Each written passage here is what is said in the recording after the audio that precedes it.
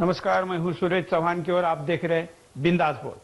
आज mother's day है और मदर्स डे पर हम सबकी दुनिया भर की माताओं को शुभकामनाएं देते हैं। और आज इसी मदर डे पर पूरे देश की माता किसान को भी याद करते हैं।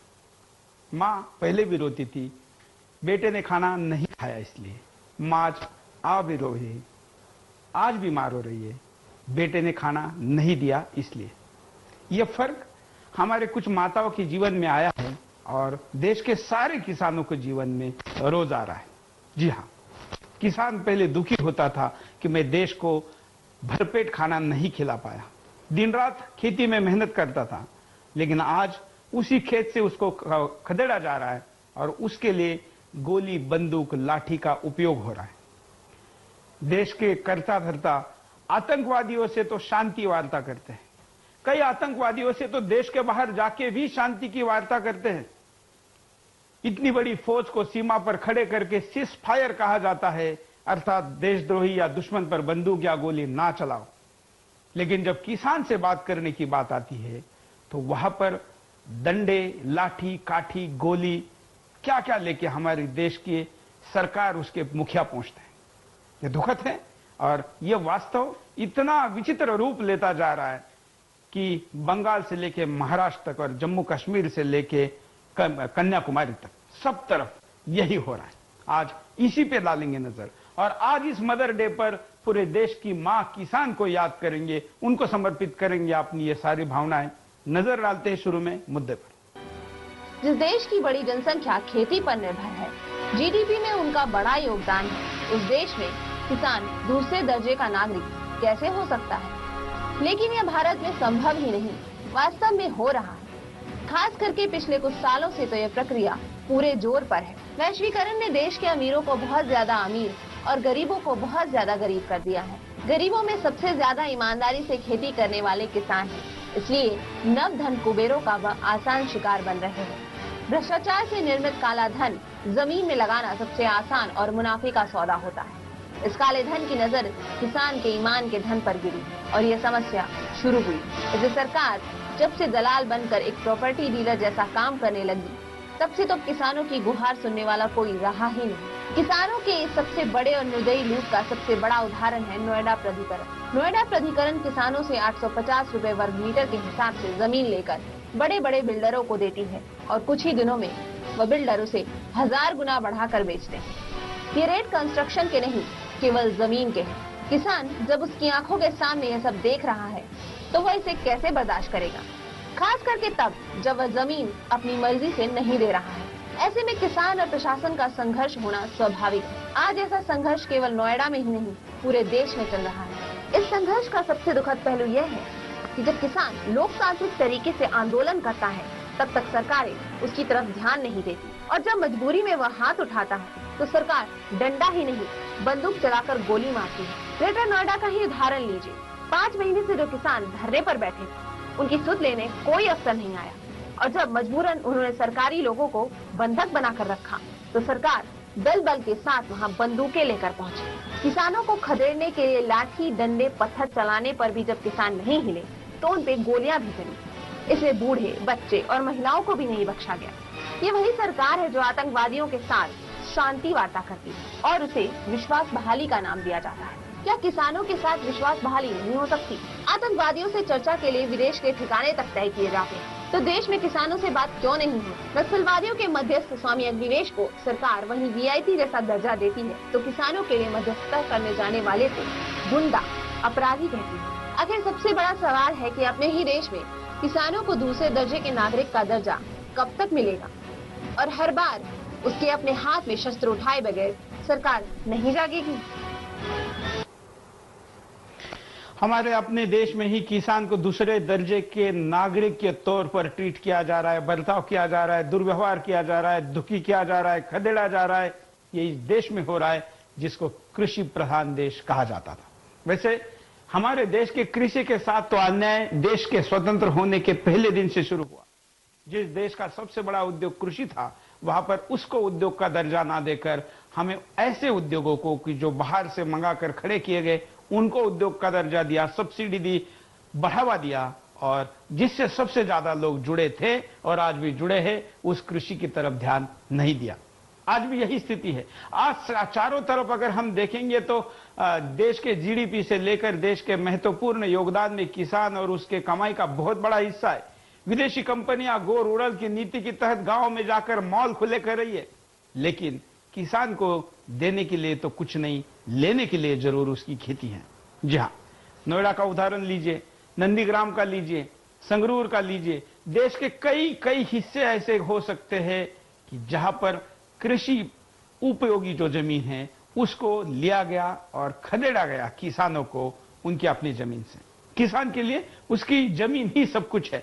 अगर उसकी जमीन से उसको निकाल फेंकेंगे तो उसके पास क्या रहेगा, क्योंकि अशिक्षा का प्रमाण भी उसके पास ज्यादा है।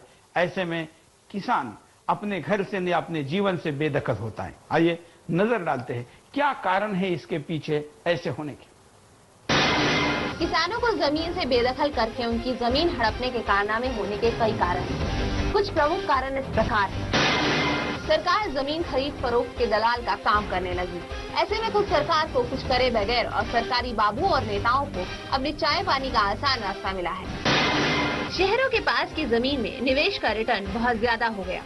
स्वाभाविक ही शहरों के आसपास की जमीन को आने वाले दिनों के लिए खरीद कर रखने का चलन बढ़ा। अधिग्रहण का स्पष्ट कानून का न होना, ये भी सबसे बड़ा कारण है कि स्थानीय सरकारी बाबू को जब चाहे जो चाहे जमीन को अधिग्रहित करने का अधिकार होने से उसका दुरुपयोग बढ़ा है। काला धन बचाने का सुरक्षित तरीका है जमीन में निवेश।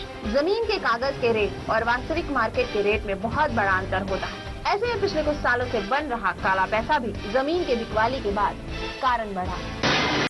किसानों का संगठित न होना। किसान सबसे बड़ी संख्या में है, लेकिन वह संगठित नहीं है, इसलिए इन्हें अपनी आवाज उठाने के लिए कोई मंच नहीं। मीडिया भी किसानों के आंदोलन को उपद्रव कहता है, जिससे आंदोलनकारी किसानों की छवि खराब होती है और उन्हें जितना समर्थन मिलना चाहिए उतना नहीं मिलता। ये कुछ कारण है। इस कारणों में आप इजाफा कर सकते हैं, अपनी बात को रख सकते हैं, प्रतिक्रिया दे सकते हैं। अब हम कॉलर लेने को शुरू करेंगे। आप भी अपनी प्रतिक्रिया दीजिए। स्क्रीन पर चल रहे नंबरों पर फोन करिए, एसएमएस करिए, सोशल नेटवर्किंग साइट के द्वारा आप अपनी प्रतिक्रिया को दीजिए। पहले कॉलर से बात करते हैं, देखते हैं किसान के इस कार्यक्रम में वो क्या करें। नमस्कार। नमस्कार सर। बोलिए सर, महावीर बोल रहा हूँ, गाँव चानो हरियाणा से। हाँ बोलिए महावीर जी। सर ये हमारे को बात समझ में नहीं आती है। जो अभी अपना यूपी में हो रहा है, किसान को 800 रुपए प्रति गज के हिसाब से भाव दे रहे हैं और वहाँ जमीन का भाव 10,000 रुपए प्रति मीटर है। हाँ इतना फर्क कैसे? ये गूंगी बहरी सरकार क्या करने लग रही है? किसान के पीछे चौकड़ी है, उसको उचित रेट देना चाहिए किसान को, बिल्कुल। और हमारी माननीय सुप्रीम कोर्ट है, उसने भी अपनी इसमें भूमिका निभानी चाहिए। बिल्कुल। जितने पॉलिटिशियन है, राहुल गांधी है, सोनिया गांधी है, बिहारी वाजपेयी है, जो भी जिस पार्टी है, हर पार्टी के जो भी जितने लीडर है, सबको हमारे किसान का साथ देना चाहिए। हमारा देश किसान ने ऊपर उठाया हमारे देश को। बिल्कुल, धन्यवाद महावीर जी। महावीर जी कह रहे हैं कि देश की सरकार गूंगी बहरी है। मैं कहता हूं कि ऐसा नहीं है, वो ज्यादा होशियार है। इतनी होशियार है इसलिए तो नोएडा प्राधिकरण जैसा एक अथॉरिटी बनाकर किसान की जमीन 850 रुपए में ली जाती है। किसी बिल्डर को 10% अमाउंट उससे लेकर पूरी दी जाती है, 10 साल में पैसे लेने की शर्त के साथ। और वो बिल्डर जेपी बिल्डर जो कि नोएडा में और यमुना प्राधिकरण में काम कर रहा है, 85,000 तक उसको बेचता है। सोचिए कितने हजार गुना अगर किसान की आंखों के सामने उसके जमीन का भाव हो रहा है और उसको एक निवाले का टुकड़ा फेंका जा रहा है, तो कुत्ता नहीं है, उसमें भी स्वाभिमान है, सम्मान है, अपने हक के लिए जीने मरने का, संघर्ष करने का संवैधानिक अधिकार है। अगर बंदूक लेकर आए पुलिस पर और डंडा लेकर आए पुलिस पर अगर पत्थर हाथ में लेकर बात करता है तो उसकी गलती शायद कम है। एक और कॉलर से बात करते हैं, देखते हैं क्या कहते हैं। नमस्कार। मैं सर धनकोर पारसोल से ही नागरिक पत्रकार आपका कृतपाल सिंह बोल रहा हूँ जी। हाँ बोलिए।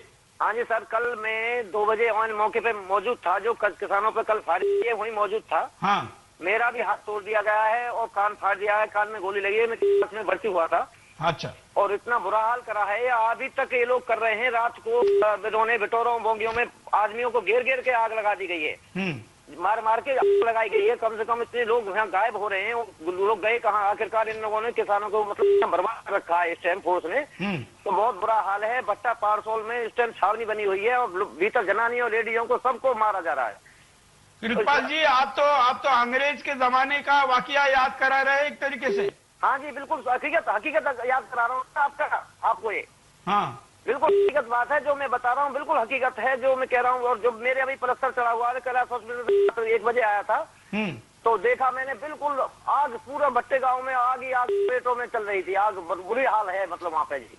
बिल्कुल, मतलब प्रशासन और पुलिस के द्वारा खेतों में आग लगाई जा रही है। हाँ जी, खेतों में और घरों में भी आग लगा दी गई है सर। घरों, बोंगी उनके भूसा के और उपले के सब में आग लगा दी है। ये क्या बदले की कार्रवाई के तौर पर किया जा रहा है? हाँ जी, बदले कार्रवाई कर रहे हैं ये लोग। और मतलब ये है कि मतलब ट्रैक्टर भी फूंक दिए गए, उनके मकानों मतलब गेहूं पड़े हुए थे ढेर, उन पर भी आग लगा दी गई है। बहुत बुरा हाल रखा है सर मतलब मायावती सरकार के मतलब प्रशासन ने अभी ये। बिल्कुल, धन्यवाद, आपने आंखों देखी बताई। और ये भुक्तभोगी है, हमारे नागरिक पत्रकार भी है, सुदर्शन टीवी के नागरिक पत्रकार देश भर के अलग अलग क्षेत्रों में फैले हुए हैं। किसान से लेकर व्यापार करने वाले व्यक्ति तक और जॉब करने वाले से लेकर विद्यार्थी स्टूडेंट तक सब नागरिक पत्रकार बने हुए हैं। और ऐसे लोग दूर दराज में हो रहे ऐसे आंदोलनों में शिरकत करके अपनी जान जोखिम में डालकर ऐसी रिपोर्टिंग देते हैं। आप भी ऐसे नागरिक पत्रकार बन सकते हैं। सुदर्शन के स्क्रीन पर चल रहे नंबरों पर भी आप नागरिक पत्रकारिता के लिए आवेदन कर सकते हैं। यह समाज सेवा का एक आधुनिक और एक अच्छा मौका है। अभी आपने देखा कि एक नागरिक पत्रकार ने किस तरीके से आंखों देखी रिपोर्ट की है।